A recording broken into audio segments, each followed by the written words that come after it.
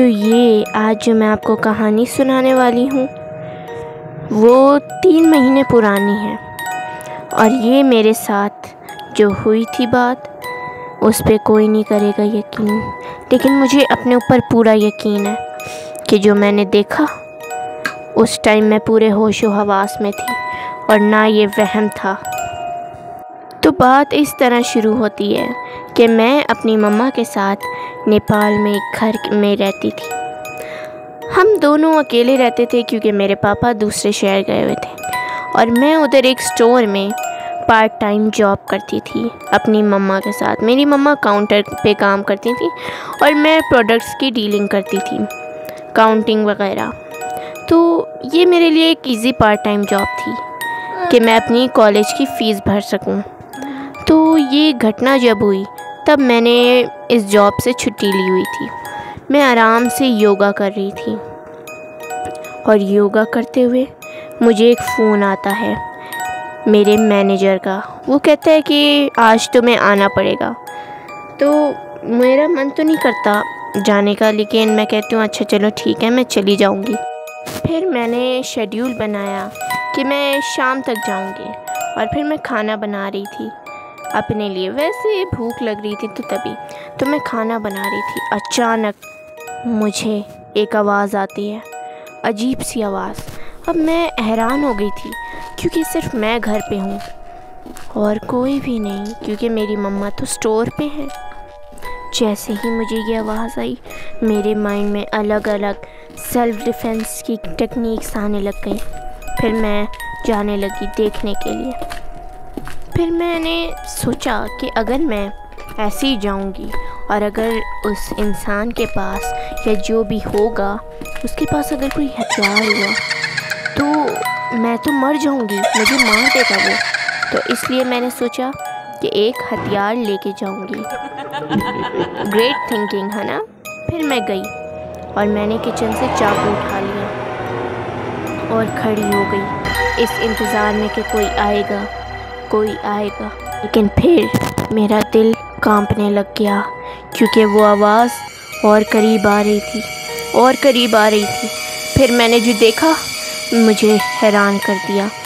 सीढ़ियों पे खड़ा हुआ इंसान, वो इंसान जिसके करने ने मुझे डरा दिया था, वो थी मेरी मम्मा। अब मैं रिलीफ़ हो गई थी कि शुक्र है कोई चीज़ नहीं थी, कोई इंसान नहीं था, कोई चोर नहीं था। और मैंने बोला मम्मा आप मुझे पहले बताती, अगर आप थी तो आपने खामखा मुझे डरा दिया। लेकिन वो चुपचाप खड़ी रही, चुपचाप बिना किसी स्माइल के।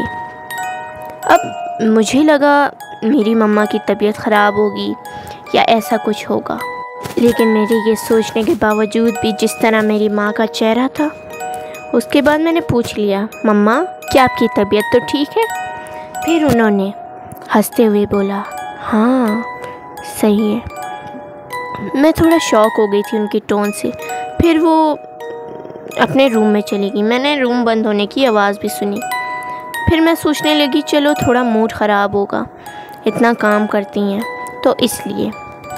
लेकिन इतना अजीब बिहेवियर, और वो भी मेरी मदर का, थोड़ा तो अजीब लगता है। लेकिन फिर शाम हो गई और मैं दुकान पे चली गई। मैं दुकान पे जाते ही मैं रिसेप्शन पे गई मैनेजर के पास, और मैनेजर ने मुझे थोड़ा सा डांटा भी कि तुम्हारी माँ इतनी देर से काम कर रही है, तुम इतना लेट आई हो।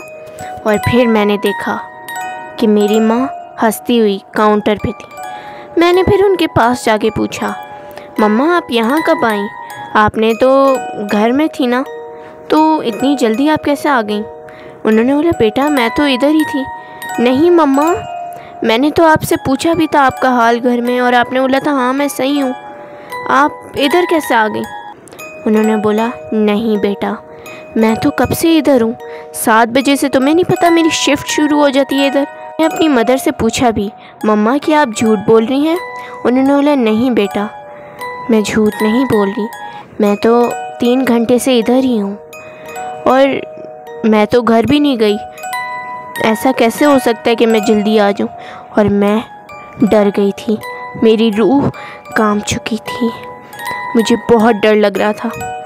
फिर मेरी मदर मेरे पास आई, मुझे हौसला दिया कि तुमने जो देखा होगा वो तुम्हारा वहम होगा। लेकिन मुझे ऐसा नहीं लग रहा था। उसके बाद जब हमारी छुट्टी हुई, हम घर गए। बहुत परेशान थे हमने घर जाके पूरा घर छाना, लेकिन हमें कोई नहीं दिखा। तो ये कहानी को अभी 3 महीने हो चुके हैं और मुझे नहीं पता कि वो क्या चीज़ थी और क्यों थी मेरे घर में, और मेरी मॉम के रूम में वो क्यों गई थी।